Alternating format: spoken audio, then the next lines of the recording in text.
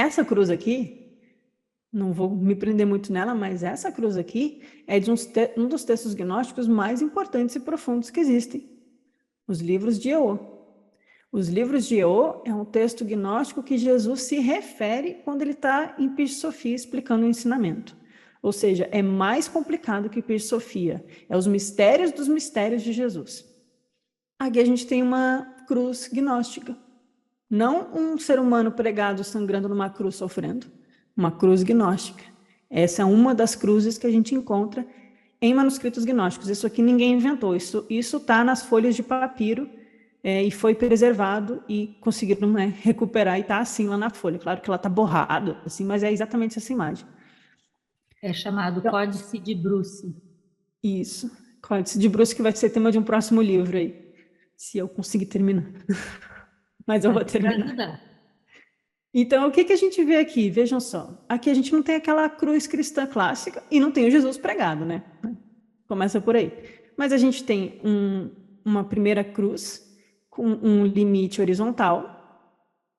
A gente tem um círculo dividido em 4 partes, com que também vai representar uma cruz, né? Só que aqui é aquela cruz mais celta, ou a cruz templária, né? Que é a cruzinha inteira, né? Não é, o vertical não é maior. E mais 2 etapas aqui até um ápice, né? Então, não sei, tá? Não sei, ainda estou estudando esse texto, não tem resposta. Se alguém tiver, fique à vontade. Tem aqui as palavras em grego, né? O alfa, o ômega, né? Aí eu não vou saber interpretar para vocês no momento, mas a gente pode pensar nisso aqui, ó, como a experiência humana, a humanidade como estando na base dessa cruz, que ela precisa ascender até o limite de quebra da Sofia com Yaldabaoth, esse limite que gera a cruz inferior, a parte da base material da cruz, acima de Sofia aos 12 éons com as 4 luzes. Essas 4 luzes têm um centro, que é o número 5, e esse centro é a coroa do Cristo. O Cristo vai representar o centro das 4 luzes, porque ele que dá origem a esse espaço divino intermediário entre o Pai, a totalidade, o Um, e o mundo do sensível, o mundo material, o mundo inferior, dos arcontes, do plano astral, psíquico, das forças materiais. Então aqui me parece, posso estar enganada, tá? Que é justamente essa experiência de ascensão até uma primeira cruz, a crucificação do Cristo estaria nessa queda, né? A gente tem o pleroma, os 12 éons, o mundo noético, aí, o nous para o hermetismo, como aqui esse espaço onde está o Cristo e as luzes, e a trindade superior, que é a Barbelô, pai e mãe, né? Mãe e pai, e o fechando aqui o ciclo. Não sei se é isso que essa cruz representa, eu estou lendo o texto. Mas vejam que os gnósticos, eles têm uma forma diferente de tentar retratar geometricamente, matematicamente, simbolicamente, essa divisão dos mundos divinos. E tem cruz aí envolvida. Então, eles tinham cruzes, mas as cruzes não eram a crucificação de Jesus. Não parece esses 4 aqui, a ideia do pleroma que a gente tem? Quase como se fosse uma pirâmide, assim. Cristo e os 4. E eles formam essa totalidade que é os 12 éons superiores. E aí, um trecho desse texto diz o seguinte: a primeira mônada enviou ele, o homem, uma veste inefável, que é toda luz, toda vida e todo amor. Então, a gente tem essa imagem do envio de um ele, que é luz, vida e amor, e que tem uma veste inefável. Ou seja, se ele é enviado, ele é farisata, aquele que é difundido, aquele que é enviado, aquele que se estende ao mundo e é crucificado no mundo. Então, isso seria Cristo para os gnósticos, em alguns dos textos, né? E aí, para deixar isso mais claro, eu trouxe um trecho da Cruz de Luz para vocês, que é aqui a do Atos de João, que está aqui no nosso livro. A Cruz de Luz vai justamente mostrar que a experiência da crucificação do Cristo não é a experiência de morte de Jesus. E vai reforçar essa ideia da Eucaristia, desse corpo crístico que se estende ao mundo, que se difunde ao mundo e é crucificado no mundo. Né? Então, aqui é só um trecho, tá? O texto completo está lá no livro, para quem já tem, é só reler lá. João tem uma experiência espiritual, uma experiência de uma visão, né? Um ensinamento que lhe é revelado, e ele diz o seguinte: ele me mostrou a cruz de luz erguida, e em torno da cruz uma vasta multidão, e ali dentro uma forma e uma aparência semelhante, e na cruz outra multidão que não tinha forma. Ou seja, havia uma multidão com forma e uma multidão sem forma, uma dentro e uma fora da cruz. Né? Não lembra até aqui, não lembra aqui essa imagem? Um dentro e um fora? Não sei. E eu contemplei o próprio Senhor acima da cruz. No entanto, ele não tinha forma, era apenas como se fosse uma voz. Mas não essa voz a que estamos acostumados, mas de uma espécie própria e beneficente, e verdadeiramente de Deus, dizendo-me: João, aquele que precisa deve ouvir essas coisas de mim, porque eu anseio por alguém que ouça. Por causa de vocês, essa cruz de luz eu chamo algumas vezes de Logos, algumas vezes de mente, de Jesus, de Cristos, de porta, de caminho, de pão, de semente, de ressurreição, de filho, de pai, de espírito, de vida, de verdade, de fé e de graça. Essa, pois, é a cruz pela qual o Logos tem sido o meio de irradiar ou cruz iluminar todas as coisas. Ao mesmo tempo, separando as coisas que procedem da Gênese e as que estão abaixo dela das que estão acima, também compactando todas elas em uma só. Ou seja, aquela linha horizontal, dividindo o que está abaixo, o que está acima, o que tem forma, o que não tem forma, o que pertence à vida, à verdade, à ressurreição, à graça, o pão, o caminho, a verdade, a vida, a porta, o Cristo, a mente divina, o Logos. Tudo isso é a cruz. Então, Jesus não é o caminho, a verdade e a vida. E só se você aceitar ele, o resto, todo mundo que não conhece o cristianismo está condenado. O Cristo em nós, o Logos em nós, é a mente, é a cruz, é o caminho, é a vida, é a graça. Essa força espiritual que vem do alto para baixo e preenche o mundo e está em nós, como o reino de Deus em nós, é o caminho para o retorno ao pleroma. E por isso Jesus disse, o Cristo, o eu sou, o Ein Sof da Cabala, o Cristo é o caminho.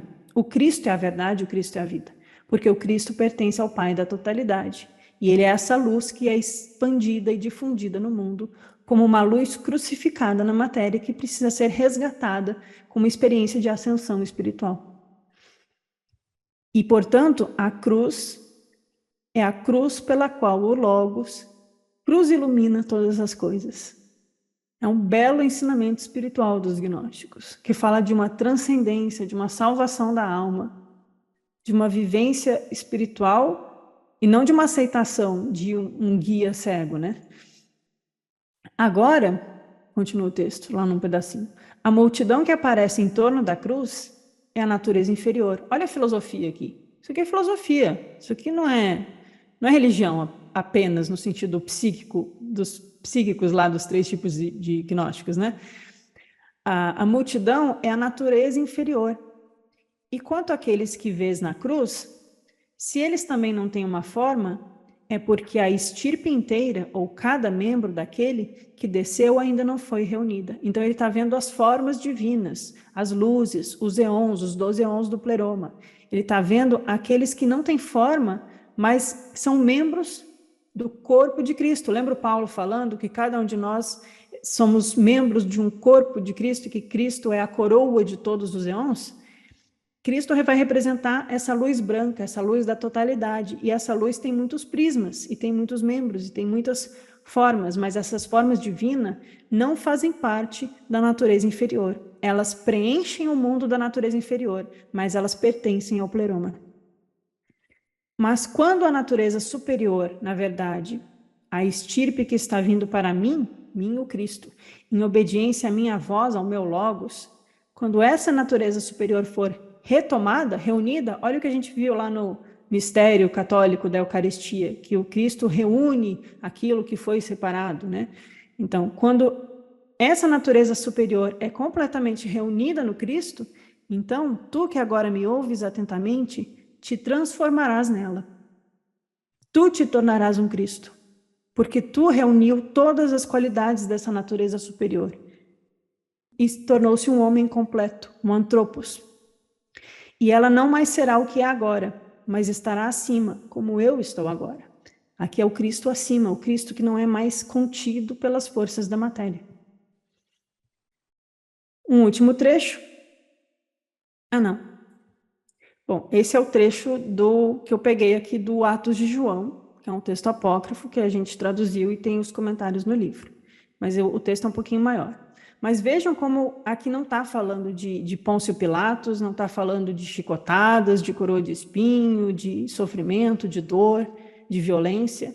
Está falando de uma vivência de ascensão espiritual, de despertar, de reunião daquilo que estava separado na natureza inferior, de aquisição de logos, de mente, de verdadeira vida. Aí eu peguei uns trechinhos do comentário, não lembro agora, desculpem, se foi o comentário do Alberto ou o comentário do Midi, porque a gente pôs os 2 capítulos no livro. Só para deixar bem óbvio, né? A cruz para os gnósticos era um símbolo vivo. Não era apenas a cruz de madeira morta ou o tronco morto de uma árvore desbastada de seus ramos, um símbolo de Osíris na morte, né? Era também a árvore da vida, que era equiparada com a sarça ardente dentro da qual o anjo de Deus falou a Moisés, isto é, a árvore da vida ardente no paraíso da natureza interior do homem, lugar de onde se expressa a palavra de Deus, o Logos, para aquele que merece ouvi-la. Quando a gente ouve o Logos, a gente permite que a gente encontre o Cristo em nós, né? Para a Gnosis, aquilo que imediatamente separava e unia a luz e a escuridão era a cruz. A cruz representa essa mistura de luz e trevas. Mas quando a gente transcende, a gente tem a experiência da crucificação do Logos, e aí a ressurreição espiritual se dá como consequência disso, né, a ascensão do Logos, a gente se afasta da escuridão e retorna ao mundo da luz. Por exemplo, ao realçar o mito de Sofia, ou história de sabedoria, ou o mistério da cosmogênese, da escola de Valentino, e aí aqui ele está comentando que o Hipólito é amigo do Irineu. O Hipólito está falando mal dos gnósticos, mas igual o Irineu, ele vai comentando e dando dicas para a gente. Então, ao realçar o mito de Sofia, a história da sabedoria e esse mito da cosmogênese dos valentinianos, que é o texto ao qual o Evangelho de Filipe está inserido, o Hipólito trata da cruz como o mistério final de tudo. Com os documentos gnósticos originais diante dele, ele escreve. Aqui é o Hipólito falando. Agora, isso é chamado fronteira. Vejam só, fronteira. Porque delimita a deficiência da plenitude, como que a causá-la, exterior a ela. Então, aquela quebra da Sofia, quando ela cai, e surge o demiurgo, e surge a sombra, e surge a mistura, é o limite da deficiência da plenitude. É o afastamento da unidade. É chamada participante porque também participa da deficiência e é chamada cruz ou tronco porque foi fixada com imobilidade e imutabilidade, de tal maneira que nada da deficiência pudesse ser capaz de aproximar-se das eternidades dentro da plenitude. Ele está falando da imagem do tronco, da árvore fincada na terra, que a gente precisa comer do fruto que está na copa da árvore, né? A gente precisa ascender em direção ao fruto, que é a gnosis, etc. E aí eu pus aqui ao lado uma imagem que é tida como uma representação de uma cruz gnóstica, não de uma cruz católica. A cruz gnóstica tem esse aspecto do círculo em cima do limite horizontal. Me lembra muito a cruz celta, né? Eu gosto muito da cruz celta. Essa cruz celta ilustra justamente o que tu estava falando. Olhem, acima do limite está o todo, onde não há deficiência. Essa barra horizontal é o que nos textos aparece como limite. Exatamente essa palavra é usada nos textos gnósticos, né? A partir do qual para baixo tem a deficiência, para cima tem, aqui porque é em cima e embaixo, né? Tem a plenitude. A outra coisa que eu me dei conta, e só para ilustrar para os colegas aqui, no hino de Jesus, que está publicado junto, porque o Atos de João contém 2 hinos, a Cruz de Luz e o hino de Jesus, na ordem hino de Jesus e a Cruz de Luz. E quando na Cruz de Luz, como a Laia colocou aquela passagem ali, é atribuído que Jesus está dizendo a João, essa mesma força tem momentos que eu chamei de porta, de caminho, de cruz, de luz, de Cristo, de Logos. Ele exemplifica isso no hino de Jesus, onde ele vai citando essas palavras e colocando num contexto. Então, para estudar junto, fica bem bacana também. É uma porta, né? Quando a gente atravessa aqui essa barreira, a gente entra no pleroma. Por isso que ele é a porta e o caminho.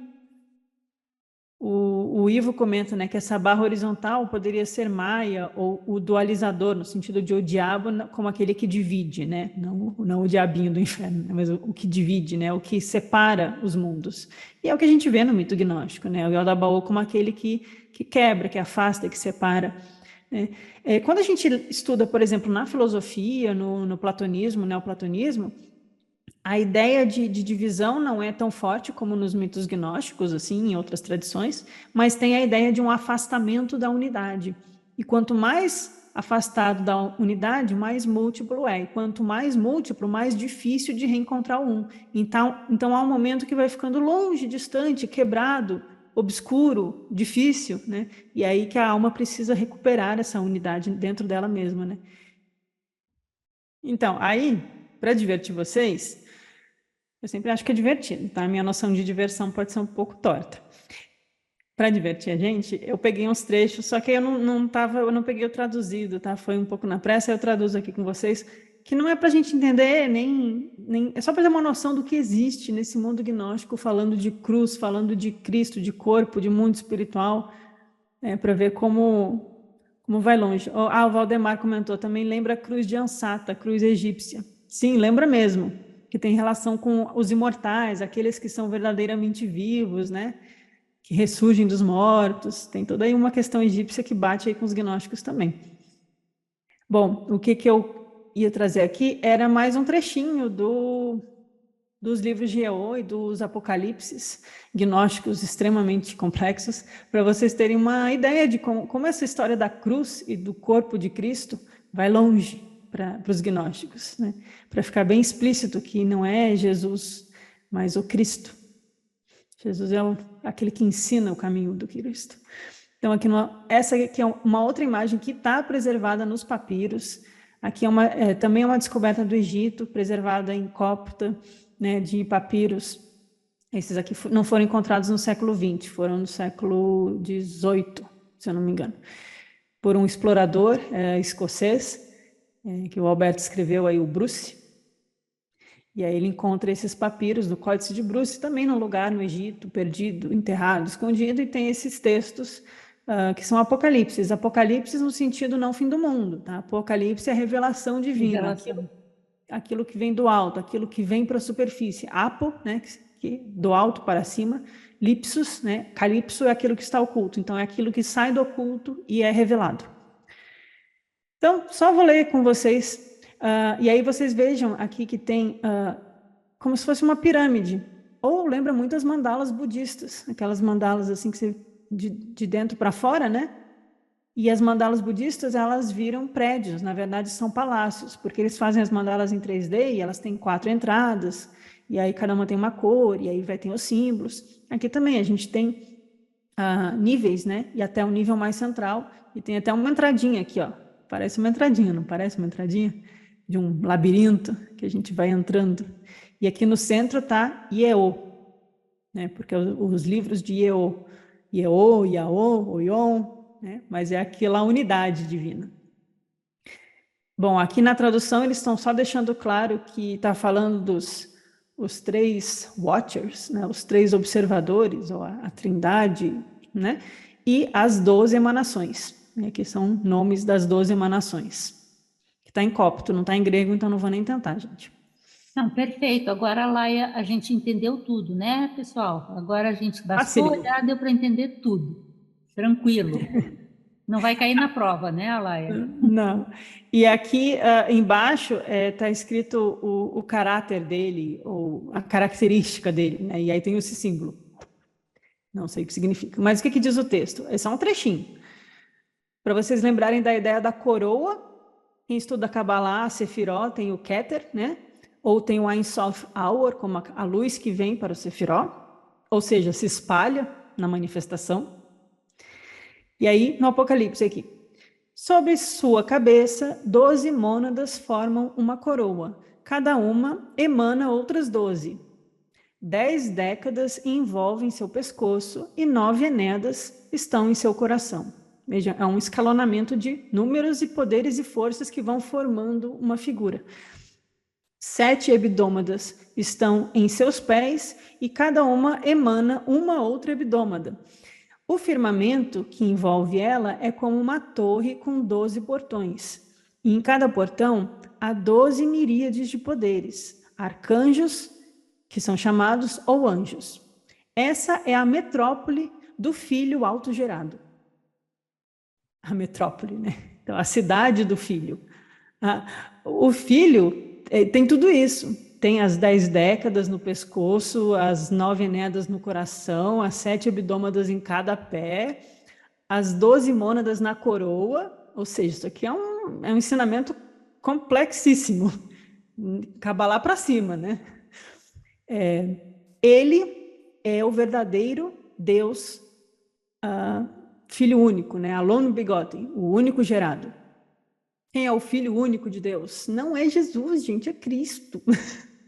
O Filho autogerado é Cristo, que vai representar esses poderes divinos muito além da nossa compreensão racional, né? Então, ele é o verdadeiro único gerado, unigênito, o Deus unigênito, a linguagem cristã aqui. E a totalidade, o pleromata.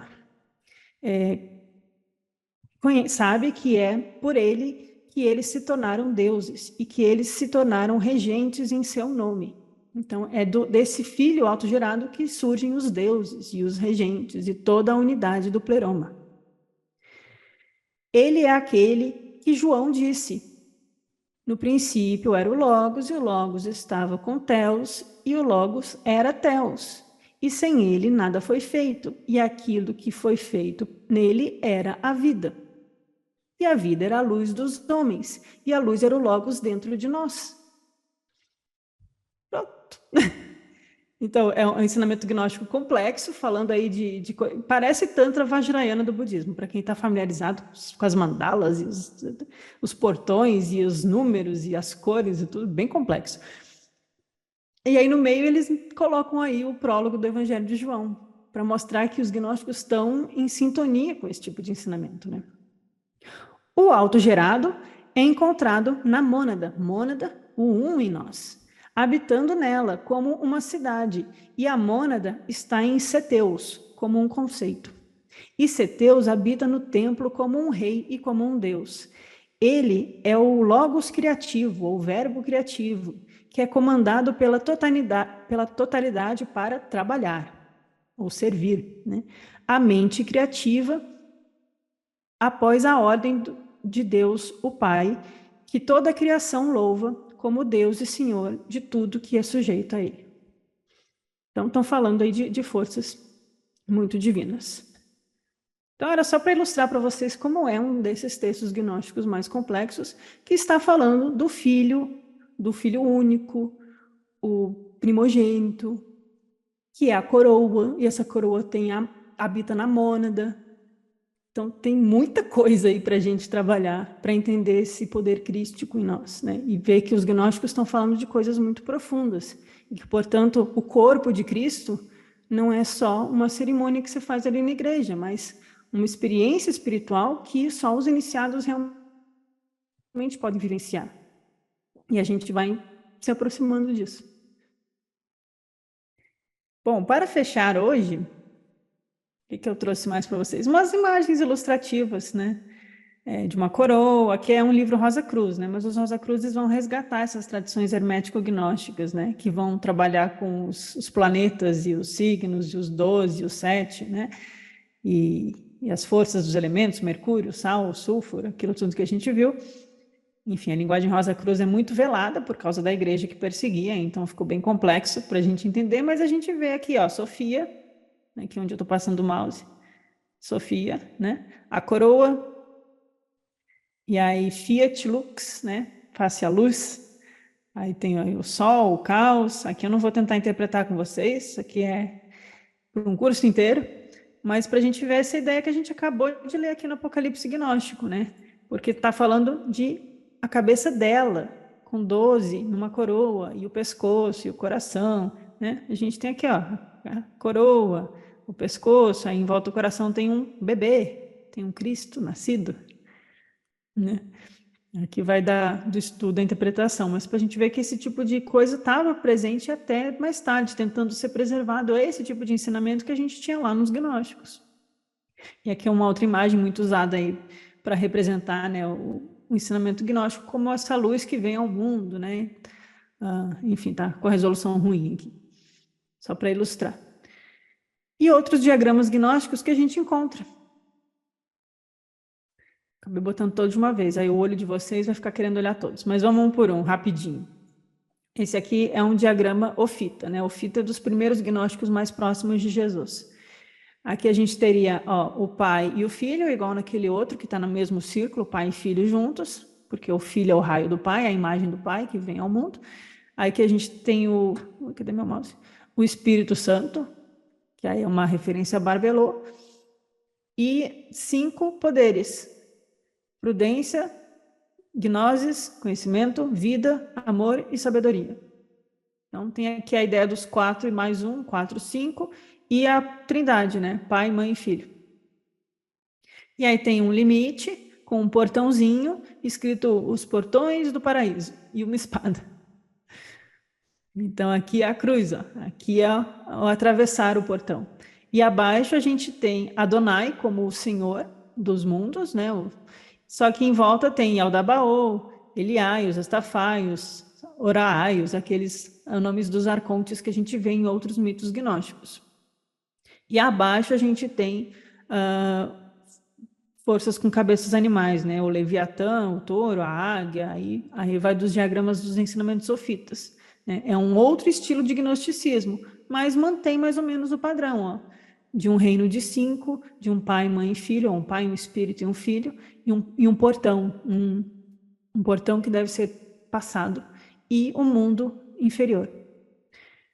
Aqui no centro a gente tem uma imagem que foi preservada pelo gnosticismo maniqueu, aqui é maniqueísmo.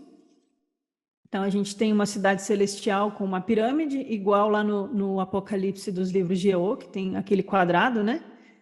Que parece uma pirâmide, né? E com vários portões e uma escadaria. Estou interpretando, pode não ser uma escadaria, tá? Mas que tem aqui, ó, várias camadas a serem vencidas, e algumas vão pertencer ao submundo, algumas vão pertencer à humanidade, e os 7 céus, os regentes, os arcontes, o limite e o palácio celestial, e a abóbada da totalidade redonda aqui em cima, igual aquela cruz, que tem o círculo em cima, e para baixo é só o tronco. Né?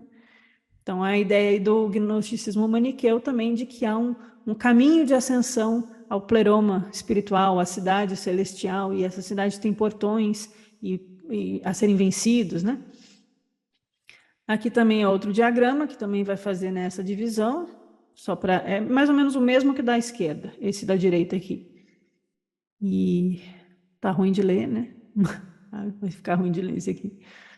Mas tem aí o Leviatã como Ouroboros, né? Aquela serpente que morde o próprio rabo, que vai representar a vida finita, a morte, a impermanência, né? Que aí tem relação com o Eldabaô, o Cronos. Também os 3, 4, 5, 6, 7, os 7 arcontes, aqui dentro desse círculo do meio, e os inferiores. Aqui acima a gente tem 4 dentro de um círculo, e aí há os poderes mais ligados ao Pai da totalidade, 1. Né? E aí voltamos ao tema da Eucaristia, né? O que vai representar então esse recebimento do Cristo, Cristo que é espalhado no mundo, Cristo que é crucificado na matéria, esse Logos que a gente recebe em nós, né? Se não somos nós esse cálice que tem que se voltar para o alto, porque a gente geralmente está voltado para baixo, né? A gente está em busca de experiências psíquicas e materiais. A gente vai se limpando na experiência da vida, retirando aquilo que não nos pertence, se abrindo para o alto, e aí pode receber as águas da vida, o Cristo, e aí passar pela verdadeira Eucaristia, né? Receber o corpo de Cristo é nos tornarmos como Cristo, receber essa força do Logos em nós, que na verdade é só abrir espaço para ela, porque ela já está no mundo. mas ela está presa na matéria, e a gente precisa libertar ela dentro de nós. E aí, só uma lembrança, né? Eucaristia significa dar graças. Receber essas graças que vêm aqui, ó, do alto e se derramam no cálice do mundo, que somos nós. Então, a gente tem essa imagem aí dos gnósticos. E é isso que a gente tem para hoje.